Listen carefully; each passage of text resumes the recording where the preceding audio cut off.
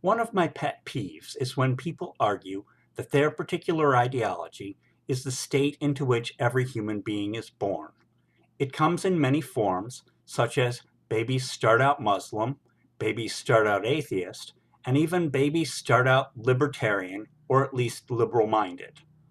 I see two major flaws with this sort of reasoning. The first is that in my experience, people are born both selfish and ignorant. Our bodies need constant care that we can do little to repay, at least at the time.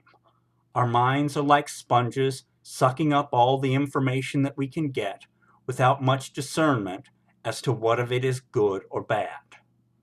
The ability to give back and to think critically are not, in my opinion, the natural state. So it seems odd to me when people claim that their learned ideology is present from the start. This leads to the second flaw that I see. People who make this argument are proud of their ideas.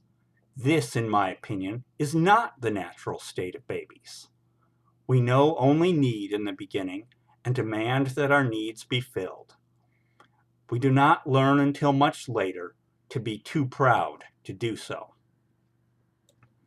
The idea that children are born a particular way is especially vexing to me with those who argue that children aren't born racist. While that is technically true, the implication that we are instead born loving everyone seems patently false to me. A baby is a blank slate, and while we might learn racism in the absence of better values, we need to be actively taught to love and practice the virtue to become better at it. As in the case with the aforementioned ideologies, we are simply not born that way in my experience.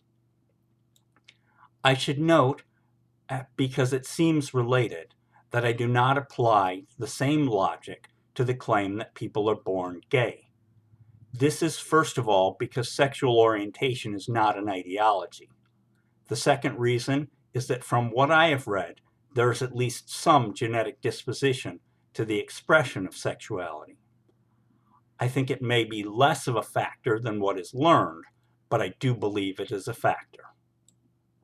Consider these ideas the next time someone makes the argument that their way is the natural one.